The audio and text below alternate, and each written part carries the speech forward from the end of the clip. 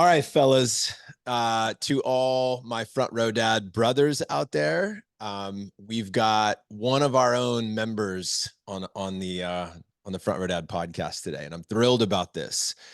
Scott Burgett is his name. If you live in Austin, chances are you might have met him already. No stranger to a volleyball court. In fact, we were in training together on the volleyball court before we actually probably really played front row dad volleyball on Saturdays, which I'm itching to get back out there, Scott. I'm like a little hiatus here in the wintertime, but I'm ready for these warmer days. I say that and I laugh thinking about all the people up north who are like, what are you even talking about, John? Like it's, you know, 50 degrees, you're afraid to get out on the court. Right. So to all my brothers out there, Scott is, first of all, the most important thing you need to know about this man is he is high integrity, big heart, very smart, courageous, and very likable. That's the thing I want you to know. He is a family man to his core. We were just talking about how much his heart is expanding, being a father. He's been with his wife, Callie, for, over a decade, married for 6 years. And professionally, he does something kind of cool and pretty unique, I think. It's not something I hear all the time, which is he is the founder of the Evolution Vegan Academy, which is an online coaching program that helps vegans lose up to 20 pounds in 4 months using his EVA method. I love how specific that is because you know exactly what you're signing up for in that moment. He's a certified strength and conditioning coach. He's Precision One, Level One certified coach. He's coached lots of people, professional and college athletes. He's also given me some coaching, working out in my garage in the morning. But one of the and by the way, I love when your role and your mission is so specific. I know exactly who to send you to. So like in preparation for this, when I was thinking about our conversation, I reached out to one of our guys who you may or may not know yet, Dave Powders, who's also a vegan. And I've known, and interestingly, Dave and I go back many, many years. He is incredibly smart, incredibly successful in the Cutco business. That's how we met. He actually ran an office with my team when he was 18 years old. That's how far this goes back. And we've been friends ever since. Yes. And I officiated his wedding. And so we're tight. And I said in this, I go, you got to know Scott. If you don't know Scott, this guy's your new best friend, man. So I want to connect you guys. Um, and, and, uh, and I wanted to have this conversation with you, Scott. And I want everybody to know that I wanted to have this conversation to talk about how you're doing it all right now, especially being a new dad. Shep is 13 months and you're building a business and you're a new dad and you're juggling a lot. And if you saw your picture, you're obviously focused on health and taking care of yourself. And I also know that you're interested in your emotional growth, your intellectual growth, your brotherhood, which, you're pouring into front row dad events. You and I were at an event together with other men recently where we were both in a state of expansion and growth. And I just see you in this space of like really hungry to gather the skills, to know who you are more, and you already know who you are at a very high level, but you're hungry for more in a beautiful way. So I want to acknowledge you for that. I'm excited about talking about life and business and health and all the things. So welcome to the show, man. I'm pumped for this. Thank you for that incredibly generous and thoughtful intro, John. That was incredible. I'm so stoked to be here. And yeah, let's get right into it, man. There's a lot to talk about. Well, dude, let's talk about right now in life. In this moment, even in the last 24 hours, or what's alive in your heart right now, man. What is present for you? What are you thinking about? What were you journaling about today? What's the mission? What are you grateful for? Like, just unpack where you are right now. And then we'll go back into your childhood and traverse into the future and go everywhere in between. Cool. I like that. It's a good starting spot. So Just right off the bat, I mean, my heart is full of gratitude for you and being invited on this podcast. So I appreciate that. And the second thing is my gratitude for a new home that we bought here in Austin that we just moved into on Saturday. Um, Yeah. it's been Huge awesome, win. huge win. You know, it's like this house rocks. We're so excited to be here, so happy. You know, we're in a great neighborhood around other families and young kids as well. So we really wanted to get a home because the main my wife was driving the mission, and it was that we want to find a home that we can start creating memories in with Shep, that when he looks Mm. back on his life he's like, oh yeah, you know, that's where it all started, when he starts to, you know, remember. And so that's, I mean, that's been like the most recent thing. We just moved in on Saturday, so it's really grateful to be here. I'm in, you know, my new office right now. I got a couple of nice windows with the light coming in, on here chatting with a friend. So life is good and I'm very grateful for it. Dude, what a um, big moment, dude. Hold on, let me celebrate that with you, dude. This Thanks. home is such a big thing. What about this place? Let me just ask you a specific question, man. When you walked in and you knew this was the one that you wanted, what was it? Was it the light? Was it the living room? Was it the kitchen? Was there anything about it? How would you describe this place and how it made you feel? I'm so glad you asked that, because there was a very specific feeling that led, you know, to getting excited about this home. So as we were looking, this home that we ended up buying was the first home we saw when we started looking, and we had went through a couple other homes, and then we eventually came You're back around. every realtor's dream. Yeah, right, right, exactly. We did all the hard work for them. We just said, hey, here's all our homes we want. Like, just show us, figure it out. And the feeling, I mean, just like walking in here, I mean, you know, the first initial reaction was like, whoa, like this home is beautiful. Like, it is beautiful. It's cozy. The aesthetic is very clean and modern, like the kind of the way that we live our lives. I felt at home here. Like, in particular, I remember walking through the living room into the living room, and just like, I mean, my eyes lit up of like, first off, this place is, you know, way bigger than the place we were renting. I mean, it was like, you know, the for the square footage, like this place, for the square footage it is, it looks way bigger than that, which Mm. it's kind of like, you know, a little bit of a cool illusion. Like, you know, it's X amount of square feet, but it looks, you know, like it's, you know, there's hundreds of more square feet added onto that. Beautiful, the light coming in. There's a lot of beautiful natural light, and that was both high on our list of something that we want. And so, I mean, the windows are great. You can see the back. There's a backyard. We actually have a backyard where we can play with Shep. It's got grass in it. I can't wait till we can start throwing the football around, you know, for our dog Kona to kind of roam around with. It's a corner lot, so you know, it's very like in the center of like the kind of the community place that we're in. And when we walked in there, I mean, it was a feeling of like, wow, this place is awesome, like blowing us away. But it's when we left that both Callie and I were in the car, and we were like, did you feel that when you were in there? And we were both like, yeah, like, and we were both like, didn't quite know what it was, but it was like, this feels like home.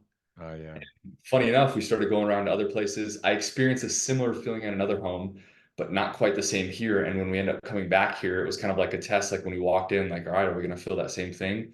And sure enough, it wasn't like, you know, like the first thing, but like we walked in, it was like, wow, like, yeah, I'm still feeling this. This place is awesome. And we're just so grateful, because I mean, it's like, it feels like a home. Like, it truly does feel like a home. And yeah, we're excited to build our life in it. That's a beautiful, it gives me an easy transition to go back and talk about what was life like for you as a kid growing up. What did home feel like for you? And sometimes that's positive and sometimes that's not so positive. It's what it didn't feel like. But I want you to unpack that, because I do think it's important to get to know a man, to get to know the child within that man, the inner child and what his experience was like. So I want to go there, and then we'll get to, because I'm very excited to talk about this world of being a vegan. So for anybody that's listening to this going, well, I want to get to the vegan stuff. That's, this is, I get it. I think it's really important as a dad to understand your childhood, so you remember what it is that you want to replicate or avoid. What was life like for you, man, as a young Scott? Appreciate you asking. And this goes back to something you said on the intro about, you know, emotional intelligence, and, you know, some of the same programs and things that we've been at that teach us about that. And over the last, I would say, year and a half, I've been really reflecting on my childhood, and, you know, going back in memory banks, and like, how was it like, and sitting in feelings and remembering moments. And to get right into it, I would say the biggest event in my childhood, at least that comes to mind now as I'm exploring myself, is when my parents got divorced. Mm. Because that was like it was a splitting of like, okay, life is going to change now. And as I look back and reflect on my childhood and life, and then I even like talk with Callie about hers, I mean, that event alone, I mean, changed everything. And I even find myself doing things now and living my life in a way now that's like comes from a divorced family versus like a together family, like something as simple as, when I remember when I first started dating Callie, we would always go to her place and they would always eat together as a family, like everybody at once. And I thought it was weird. Like, wait, why are we all eating together? Why isn't everybody doing their own thing? Because that's what it was like for me growing up. My mom, single mom, there was both my sister and I. My sister's 2 years younger than me. So a lot of times she'd be working, the extra job or just be working late. And so we would be responsible for having to figure things out. And it was okay. Like I like it. I sometimes identify myself as a control freak. I like my hands on things. So like it worked in my favor, but now growing up and kind of like, exploring fatherhood, I look back at my parents got divorced when I was 8. So everything in my memory from 8 years old and forward it's going to kind of be, I look at it like, wow, how am I going to do this with Shep? Because I don't really know how to do this as like a together family. And so it's going to be an adventure and in the best way possible because it's going to help me reflect, like you said, on like what did I enjoy about my childhood, what did I like, and what did I not like. And a lot of my childhood revolved around sports. I mean, it was 3 sport athlete from I think when I was like 5 or 6 years old up to I think the last year I stopped playing 3 sports was my junior year of high school. So I mean, like 5 to 6 to 17.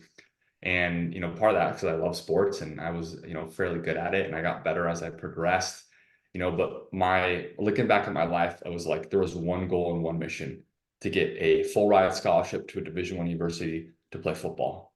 Well, And that was like, I mean, it was like, that was it. That was all I focused on. That's why I played the 3 sports, why I went to all the trainings, why I ate the way that I ate. It was what to were get the that. three? Football and what else? It was football, baseball, and basketball. Okay. And then when I got into high school, I did that my freshman year, and I got moved up to JV my freshman year in baseball team. So I was definitely not the best player of the kids there. And I was like, why am I getting moved up? And they had me ride the bench pretty much the whole season. I have no idea to this day why they did that, but that I lost the taste of baseball after that. I was like, I would be at baseball practice and I'd look up at the track and see all the people running, like, man, I could be there getting better for football. Yeah. And the years started turning, so I ran track. But being an athlete, being in school, my mom held me to a very high standard in school, and I'm so grateful for her for that because it helped teach me that, like, if you want to be impactful, if you want to get opportunities, if you want to do something with your life, then you got to put in the work and no one's going to do it for you. And you need to be held accountable for that. And so my mom, when my parents split, thankfully they lived in the same city. I saw my dad. I think our arrangement was it was every other weekend and then Monday nights. And he was very present in my life, like, sports, especially with sports. My dad was like, for me, I was the sports with him. And then my mom, it was mainly like academics. Like they still intermix within both. And when I kind of look at it back, like my mom always made sure my school was on point. My dad made sure I had cleats for football. And so I kind of took that mentality of like, okay, I'm going to be a college athlete. I've already decided that. Now it's like, do I want to get it paid for or not? And I worked my ass off, to get there. And thankfully, I eventually earned a full ride scholarship to a Division I AA university, which is Eastern Washington University. Go Eags! And because I saw my part of it, because I saw my parents get divorced and I saw the contention of there was a period of time where they both really didn't like each other, or they would talk about each other bad, and me and my sister didn't really understand because we were just like, but it's mom or but it's dad, like that, we didn't know them as that person. And I remember growing up thinking like I never want to go through a divorce ever, like I never want this for myself because like I don't want to have my children have to go through the confusion of like, all right, whose place are we going over to? Always having to pack and unpack, having to make double plans, hearing not so nice things said from, the parent about the other parent. and, trying to figure that out. And since that time, kind of going into the emotional intelligence, I've made it my mission to become a better father, a better human, and to understand my own emotions, because I've taken some of the not so great emotions and the great ones too, but the not so greats for my parents. And I have, there's been some times where Callie and I have come into some contention, and I had very specific moments that I was like, okay, like if I don't change this, then I can see my trajectory and where I'm heading. And every time in those moments, like there's something about me that I really pride myself in, is that when I say something, I mean it, or else I'm not going to say it. I didn't tell a girl that I loved her until Callie was the first girl I ever said I love you to. I never played around with that word, because if I didn't mean it, I'm not going to say it. And so that's like kind of my mission going forward, is that I mean what I say and I say what I mean. And I'm going to work hard to make sure that, with Shep coming up, and if we end up having another one, that they have a wonderful life full of lots of love, great lessons and opportunities, to help lift them Mm. up, succeed in life. What do you love about Callie? Oh, I love how patient she is with me. Callie is so patient, more patient than anybody I ever met in my life, especially because I can be a little bit heady sometimes and a bit vocal and loud and obnoxious, like a typical guy, kind of the athlete mentality. So she's very patient with me. She's sweet, like sweet in the sweetest sense of like, she's just such a sweet woman, and, a female. Like, I mean, it's just like, when especially when I'm not doing well, and I just ask her for a hug, I mean, she'll embrace me, and typically, like, I'll pull away first because I'm dealing with my own emotions and trying to figure that out, but she'll just embrace and hold me. I love that about her. She wants a lot in life too. She's a little bit less vocal about it than me, but she's driven. She wants to do well. Coming from her parents, she grew up on a wheat farm. WEA, sometimes this comes across as weed, not weed, but wheat. So just to make sure for clarification, because it's on a microphone here. So, and her dad's very like farmer mentality, like, wake up at 4, go to bed at 7, like do the hard work, put the work in. And she has that, like, just, all right, we just need to do the work. Like, it's a very like, just like, all right, tell me what I need to do and do it. Or like, okay, I know the mission, I know the goal, I'm going to work for it. There's no like kind of like tippy toeing around it. And, or like who's pulling whose weight. Like, we compete who wants to pull the most weight, because that's just, she was an athlete, I was an athlete, and it's a fun dynamic that we can both love each other as husband and wife, but also like, be joking and competitive, and like have that friendship and that kinship, that I think makes our relationship very unique. That's cool, man. I rarely ever ask that question, but as you're answering that, I'm like, I would love to know that about a lot of my guys. Like, what do they love about their spouses? That's really cool. Um, Talk to me a little bit about life now as a dad of a 13-month-old. What questions are you asking yourself on the regular basis? What is it that you find yourself hungry to know, or what are you thinking about? Just take me into the mind of a young dad. And I'm asking that because I think first of all, it's been a minute since I've been there. And I'm excited to like hear what is it that you've got going on inside your head and heart. But also I think about all the other guys listening that have 1-year-olds that, are like, yes, I feel that. Or, hey, maybe I should feel that. Maybe that's something to consider that I'm not thinking about right now. So just take wherever you want to go with that. I realize that's very open-ended, but what's present for you, man, in your quest to be a great dad right now? Appreciate you asking that. It's evolved, especially over this past year, because Shep's evolved, so much so quickly. But what's been in my head, in my heart now, is presence. I mean, if there's one word to sum it up, is just being more present. I mean, being an entrepreneur and running a business and building a business. I mean, there's I don't take pride in this necessarily, but there's kind of that always on mentality, right? I'm working on switching it off and turning it on, but I mean, it's real, and it's a challenge for me to turn it off, because I love what I do. Like, I'm very grateful for what I do for work. I mean, it's well, growing up, it's a side tangent here. I was like, I just want to do something where I can wear basketball shorts and cutoffs all day, and like I'm doing it. And it's awesome. And so sometimes it's like when the wheels are turning and energy's high, and I'm on a mission, it's like it's hard to to just put that down and like be a dad and be present. Um, so that is something that I'm really working on becoming better at, especially like, it's like, all right, when I'm off for the day, like I'm off, and I'm definitely not perfect, but, avoiding checking Slack, or sometimes obsessively checking email, or making sure everything's okay, or responding to a comment, or, whatever it may be, and just being there for him. That's probably been the biggest challenge, that it's been the biggest change is, and also too, so yes, presence and turning it off, and then being able to turn on what needs to be turned on, but being in a state of being more flexible. Um, I'm a very habitual and routine oriented person. And when I get thrown out of my habits and routines, sometimes I can get very emotional, and sometimes throw a fit. And having to bring so much patience to the table with Shep, where like I'm working or I want to do something, but he wants to come in or he wants to say something. And so it's like pausing and stopping in that moment and spending that time with him, that moment with him. There was, I can't remember who, but I remember there was some conversation at Front Row Dad's Live where the gentleman was talking about that, about, relating to coming in the office and interrupting and you getting mad. And I was like, yes, like, how do you, like, I'm working right now, like, leave me alone. And it's like, man, that's the exact like, when Shep gets old enough to start remembering, that's the exact opposite of how I want him to view me as. So it's doing my best to, in those moments, instead of just being reactive, being present. Because I find when I go to those places, I'm being reactive. I'm in a very like tension, anxious, and kind of like just whatever thought or emotion comes on the top of my head, that's what's coming out, instead of just literally, I mean, literally 1 second, 2 seconds of just like, okay, I'll be, like go to him. You can always come back to this.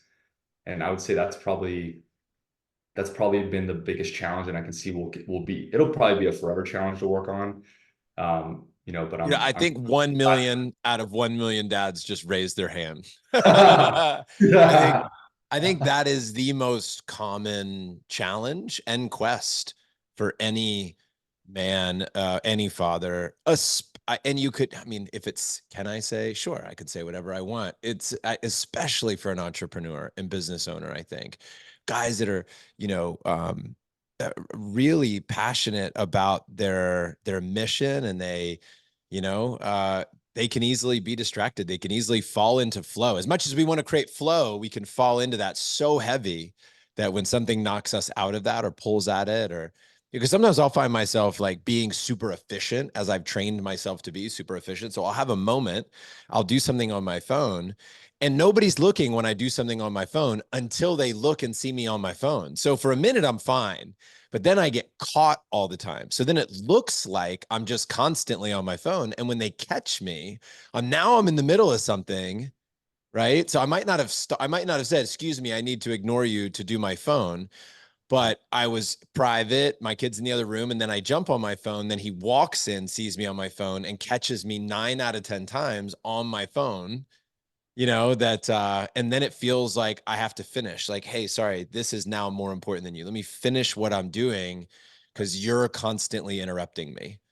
That's the culture that gets created for me in that situation if I'm not really careful. I think those guys that invented RO, this box that you put your phone in, and I've heard of that. Yeah. yeah, I think that was really genius, of having something, whatever it would be, to be this place. You put your phone in a Faraday bag, you celebrate the phone going in. At our very first ever Front Row Dads retreat, you probably don't know this, the idea of a gun safe came up, and guys were talking about how they bought these gun safes to put their phone in, and how kids would take the phone over and the kids would put it in the gun safe and they would lock it, and it would be like this like mini ceremony of putting dad's phone away. Wow, that's incredible. That's Pretty cool. cool. Yeah, that was geez, like 7 years ago, that almost 8 years ago that conversation came up. So for 8 years now, we've been wrestling with finding a way to get rid of our phones, including gun safes. Yeah. Um, dude, let's transition and talk a little bit about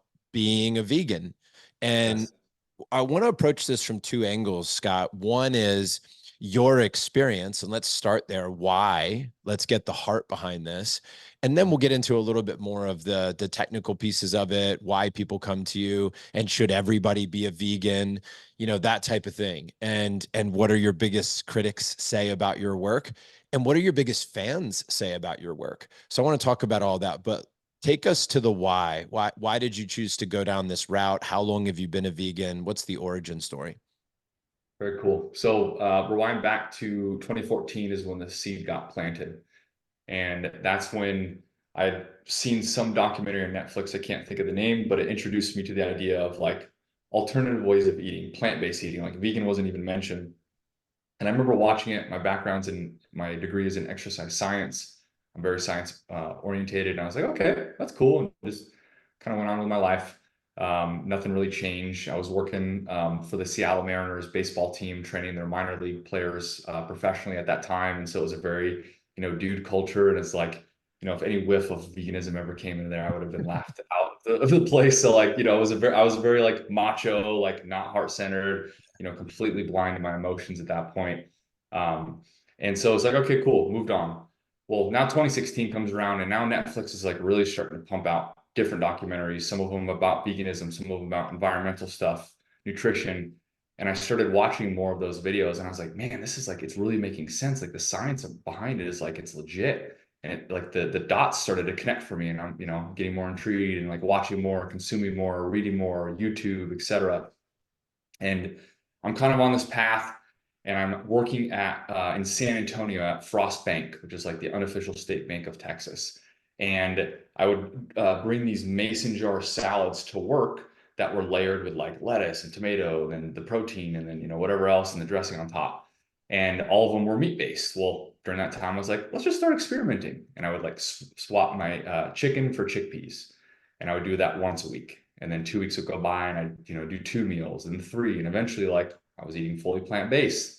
Then I started experimenting with dinners and breakfasts and just like very casual, like, okay, like I'm feeling good. This is making more sense. And I started really getting into the treatment of animals around that time. And that really touched my heart in a way that like had never had before in a different way. And I remember specifically, it was one night in January of 2017. My wife and I were at our apartment in San Antonio, and we were watching the documentary that's called Cowspiracy. Hmm. I was at the washing dishes after our dinner, and she was on the couch, and the scene came on where it showed the fate of baby male chickens and how they're treated. And after seeing many things like that, I'll spare the details for another time, but like it hit me, and it pulled my heartstrings harder than it ever had before. And I was bawling. In that moment, I decided like I am no longer willing to contribute to this, and I'm going to do something different and do something about it. And in that moment, I paused the documentary and I looked at Callie over on the couch and she was crying as well. And I was like, Callie, we're done. And like she knew what I meant just by saying that. She like nodded her head. And so that night I cleared out my fridge, my pantry, everything of all animal products that were in there food wise. And I threw them away and basically decided that night, like this, I'm doing it 100%. I don't know how necessarily. I know enough to at least get started and I'll figure out the rest later. And since that moment in January 2017, to now, so about 7 years, is how long I've been vegan for. Wow. Um, First of all, some of those movies are incredible. I saw I saw Cowspiracy, Forks Over Knives, Game Changers. Like there is some super compelling evidence and reasons to Yeah. go plant-based. Some of my favorite people are plant-based. I think Rich Roll comes to mind as somebody that I think is plant-based and somebody I really respect and like and read his book. What was his book called? Ultra something. Finding Ultra, great book. Finding Ultra, dude, what a crazy story. Yeah, What a class act of a human. And so there's so much compelling research behind this. Um, when it comes to reasons to go vegan, by the way, I'm not saying I don't think that it's probably the right choice for everybody. And I can almost make that blanket statement from a personal perspective to say, I rarely think there's anything in life that applies to 100% of the people across the board. I agree. Now, I could be wrong about that. I also don't think I'm right about that either, but I think that's my stance in general as I go, very rarely is like the one size fits all, everybody applies in exactly the same way. But when somebody is considering it, let's say somebody's thinking about it, what are a couple, two or three of the most compelling reasons to make the switch to vegan in your mind? And obviously you just shared one, but what else comes to mind for you? Yeah, I mean, the number one, just to help the listeners understand too, so you'll hear vegan and then plant-based. Typically, in this community, when you say vegan, it's yes, you eat that way, but you're also doing it maybe, for the animals, the environment, like there's a little bit more connection there. When we're talking plant-based, usually it just means like I'm doing it for my health. So just to help people understand. It's great, Uh, great clarification. yeah.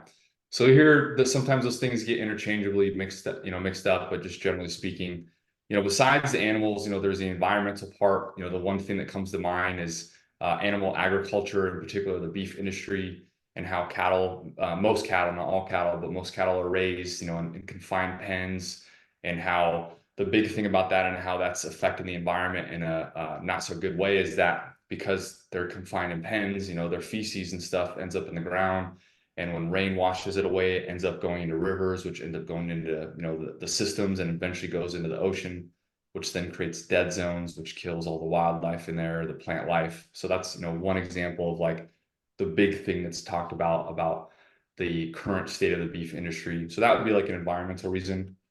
Health wise, I mean, across the board, it's consistent that people who tend to eat a plant-based diet, amongst other positive lifestyle factors, it's not all just credited to the diet, but amongst those others, tend to have lower cholesterol, lower the LDL cholesterol, higher HDL, which HDL is the good one, LDL is the not so good one. Tend to have lower triglycerides, which are just fats in the blood. And generally speaking, when they're lower, you're generally a healthier person. A little bit easier to maintain weight because it's so high in fiber, and fiber gets digested without turning into a calorie in the body. So, you can eat a lot, but you're not necessarily taking in all those calories. And so a couple of like the health benefits there. It's also been the only, so a plant-based diet, again, I want to make sure that, this is clear, amongst other positive lifestyle factors, has been the only nutrition diet plan, name it what you want it, to show a reversal in heart disease in a patient. His name is Dr. Caldwell Esselstyn. He was like the pioneer. His son actually lives here in Austin. He's a big pickleballer.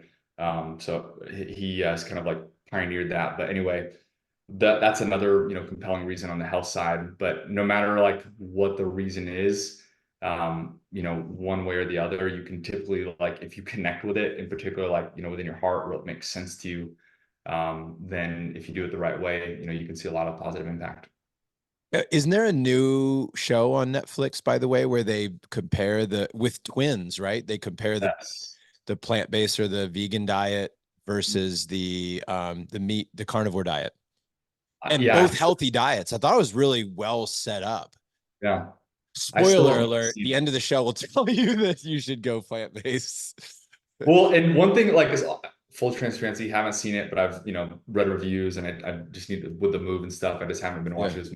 But like, what I heard as a knock on vegans is, or at least in the study, is that like it showed that the carnivores or the meat-based people took their fitness more seriously than vegans. And it's like, well, wait a second, don't further the stereotype that vegans aren't fit, which is where I try to come in at. And so if they're going to do that, I hope they do something like that again, that really goes like head to head on equality Mm. with like workouts and nutrition.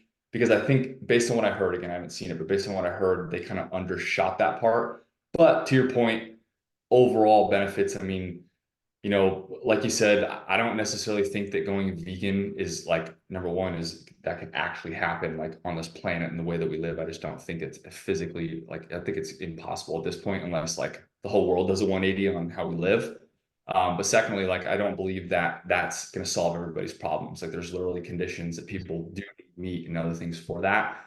My kind of thought behind that is, if you can eat more plant-based, you will, I mean, just given the research, my own experience, others' experience, you probably will be either in better health or give you a chance, even if it's just, one meal a week, just eating more, and, forget plant-based, plant-centered, or including more vegetables in your diet, however you want to say it, is usually a path to, when it comes to like metabolic markers, better metabolic markers for your body.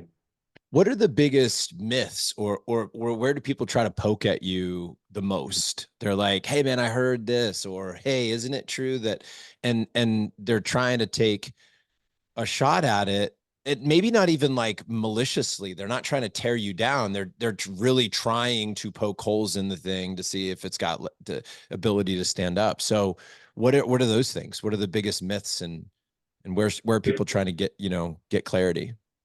I would say, speaking to the men out there, like there's this huge myth that soy, if you eat too much soy, you get man boobs, or like you get, I think it's called gynecomastia, where you get fat, Mm-hmm. on your pecs. When in fact that is completely untrue. The whole story, which it's kind of funny, like this is just a reminder that be careful about the headlines that you read, like actually look into stuff before you just take that face value for anything, like vegan or not. So the study that they took was from that this came out of it was a gentleman who was basically drinking the equivalent of 12 cups of soy milk per day for weeks on end. Like 12, like, I mean, that's like a carton or two. I don't know how the heck he even did that. And from that, it was shown that, some of the gynecomastia was taking place again in like no one would ever, at least, I mean, I don't know anybody drinking 12 cups of, any sort of liquid like that. But like, I mean, if unless you're going off the charts with that, there is no, I mean, I can attest that I eat soy products, and not necessarily always every day, but most days of the week. Uh, Nothing happens in sort of like growing man boobs or like your body changing in a way. So I would say, like, speaking to the men, that is a complete myth. Uh, Alongside of that, they think it's that way because it's been shown that soy has estrogen. Here's a big one here too, which I think would probably help a lot of people, is that soy doesn't actually contain estrogen. It contains what's called phytoestrogens. Without getting too deep in the science, phytoestrogens, they mimic, in terms of like chemical structure, they mimic estrogen, but they don't have the same effects as estrogen does as the body. They just, from like, if you were to like visualize it, they look the same, which is why it's easy to mistake it and, make Mm. claims like that. So funny enough, one of the highest estrogen related products is actually dairy, because they pump dairy cattle typically with a lot of extra hormones and injectables, stuff that I can't think of off the top of my head, that leads to actual like estrogen in dairy and in milk. So just to clear the waters there, like the soy thing, I think that would help, at least like get people started to where they, hopefully the intrigue, like, okay, like as long as I don't go man boobs, then I'm now at least a little interested to learn more about it. Yeah, yeah, and something that I'd for sure heard Yeah. something like that, enough to where that probably, if I was to make a list of the things that I would be concerned about, that would probably be one of them. I've heard people say, whenever the vegan conversation comes up, I've heard people say, "Hey, that can work short term." So Mm. somebody that goes on vegan for like 8 weeks, 6 months, they'll drop weight, they'll be really healthy, their blood markers will shift. But over the long haul, over 2, 3, 4 years, they will not be getting some of the vital minerals and nutrients, etc., from you know uh, a carnivore diet, as an example. What would you say to that idea or that question? Yeah, and that's a very real factor, and like vegans do need to pay attention. So like that is 100% real. I'm glad you brought that up, because sometimes, in the vegan community, you tend to get so excited about the lifestyle that you're living that you sometimes forget about, like, there's actual stuff you got to pay attention to. So yeah, that is something that somebody, who would eat plant-based or vegan would need to pay attention to. And I mean, the easiest way to do that, like, I'm all about tracking instead of guessing, so the one thing that I do that's, a very simple thing is once a year. I mean, I would recommend this to anybody just to make sure that you're on top of your health. Once a year, I get blood work done Yep. on some major things that vegans can be deficient in. And so that's kind of like my baseline marker. And I got that done in June, and I was a little bit low in my iron count. So I started including more iron rich foods in my diet, and been much better ever since then. Like, I was definitely feeling a little bit fatigued, kind of changed that around. Things got better. So like I was armed with the information, and it happened that way.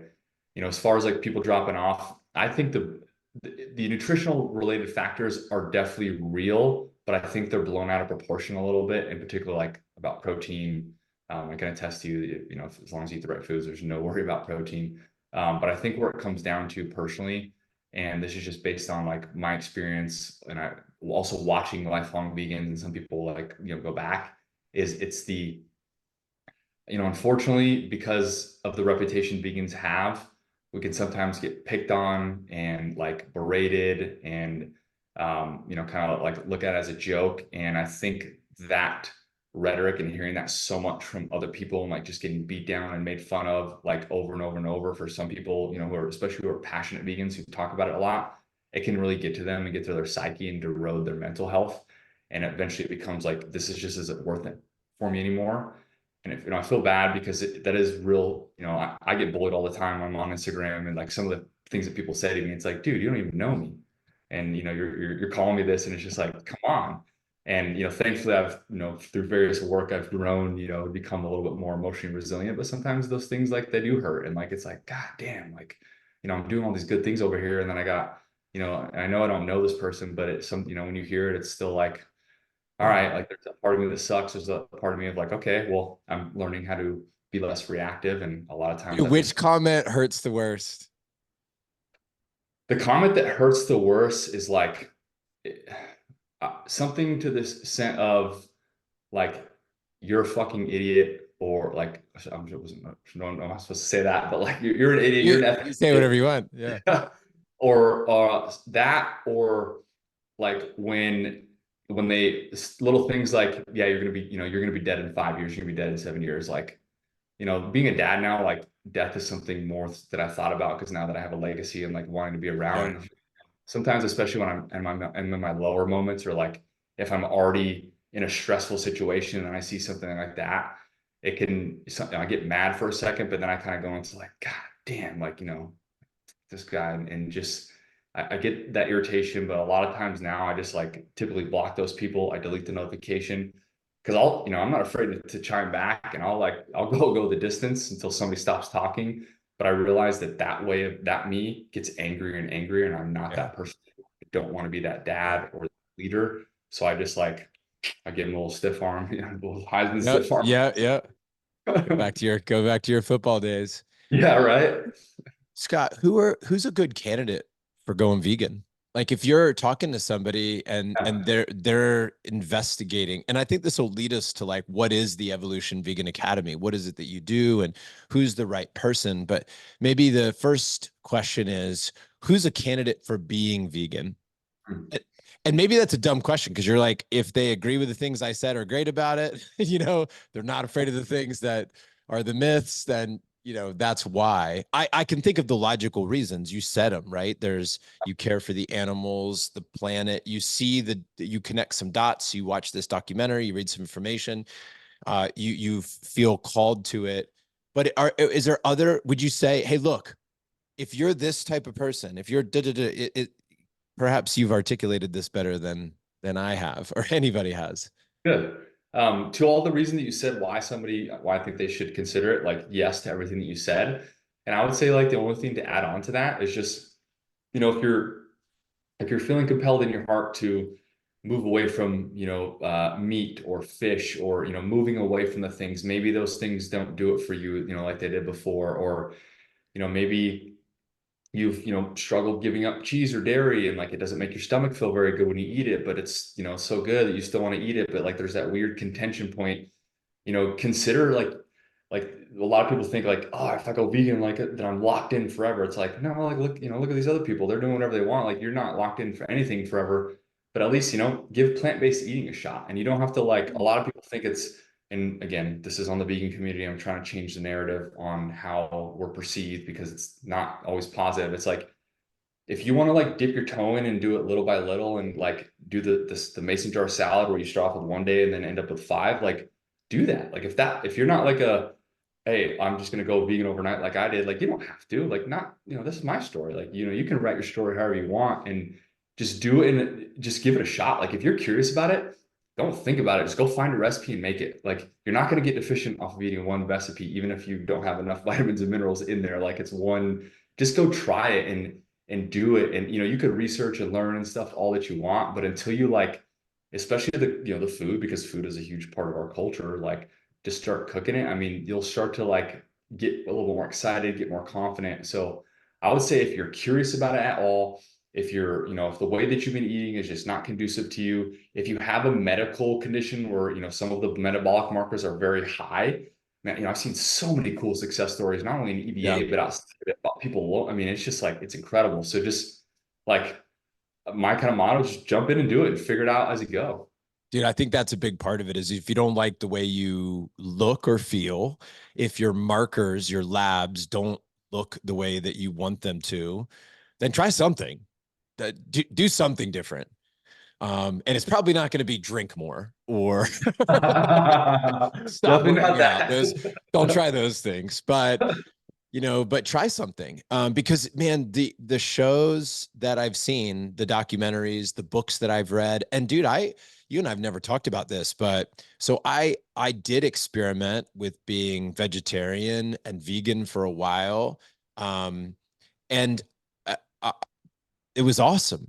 It was really great. Like there were so many great things that I did around that time. I remember learning about the ultra marathon runner who set the Appalachian Trail record, who's a Yeah, vegan. yeah, And I was into ultra running at the time. And it was part of my strategy to run was to, and that's why Rich Roll showed up. And that's why I started like paying attention. There, there were I read deeply on this subject, and there is some compelling evidence. And guys, if you haven't seen, was it in Game Changers? They did the size of your erection when you yeah, sleep. yeah. So, dude, it's like I was watching that movie and I'm like, if any dude was going to be convinced of why they should go vegan, Just saying. literally the sleep study showed the size of your erection increased by massive, like it was like hundreds of It was percent, hundreds of percent. Yeah. 100% increase in erection size when these athletes, these college, these football players, weren't they? When they went Yeah. vegan, even for just a day, Yeah. It was it just was very like minimal. it was Just just a meal. meals. Yeah. It was just a meal. So anyway, so much compelling evidence out there. I do think it's actually very smart for people to consider it. And I don't think anybody should take any diet and think it's a one size fits all, like we talked about in the beginning. And like you said, it doesn't have to be forever. You can do it for 6 months and see how you feel and check your blood again and let the data tell you the story. Let your feel like how you feel tell the story. And because you're very unique and different, most likely and it could affect you differently. That's non-professional medical opinion. That's John Vroman just ranting. Talk to me a little bit about EVA, the Evolution Vegan Academy, and what happens when somebody gets started. What's it look like to be a part of your community? What are people going to learn? How are they being educated, connected, tracked, so on and so forth? I love it. So, Evolution Vegan Academy. So we have been around since 2019. So we're coming up on our 5-year anniversary, and we've helped over 420 vegans lose up to 20 pounds in their first 4 months without sacrificing their personal or their family life. So it's very specific. And our first phase program, our ideal client, the people who thrive most in our program, is typically people in their working years, typically moms or dads. So parents thrive, and somebody who, like, we have people who like, I want to go vegan and I want to start when I do your program, or we've had some veteran vegans that have, like, speaking of trying to do their own thing and not seeing the results that they want, they're like, okay, like the way I'm doing it's not working, I want your help. So we typically, I would say, as far as like male to female, we typically work with females. We work with some men, but typically females. And what they come in is, so not only what we find is, because we take a very heart-centered approach and we do things a little bit differently, like, yes, you're going to get the fitness and nutrition coaching and what to eat, how much to eat, learning how to track, learning how to make sure your nutrients are right. But more importantly, what the EVA method teaches is how to transform your mindset to becoming somebody who's fit. And in particular, we have certain strategies that we use within the method that, if anybody's listening has ever gone through their own weight loss journey before, the 20, 50, 100-pound version of you thinks differently than the 150 and 20-pound lighter version of you that did before. So we help you facilitate that process much faster and much more streamlined, so that we prevent the yo-yo, the rebound, where it's like you lose a bunch of weight and then you say, oh, well, I'm done now, I guess I'm done with everything, and then you rebound and gain it back. We help teach you the strategies, routines, and things necessary within that path to really solidify your identity. so that you avoid the rebound and you learn how to not only get fit, but stay fit for life. Yeah. Great, man. You know, I didn't anticipate this when we got on the call today, but I'm sitting here and I'm going, you know, dude, some of my labs we've struggled with for the last number of years trying to get a few things dialed in.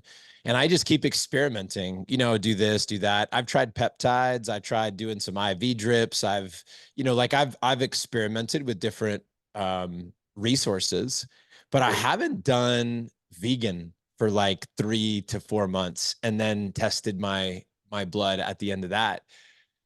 Maybe 2024 is the time, man. Maybe if anybody's gonna sign up for EVA after this interview, maybe it's me. um I think it's actually, and I say that totally serious, like I really believe this might be for me one of the things I try. Now interestingly, my doctor just told me she thinks all I should eat is meat and fruit. That's it, just meat and fruit, no vegetables, no nothing. So that's one doctor's advice, right?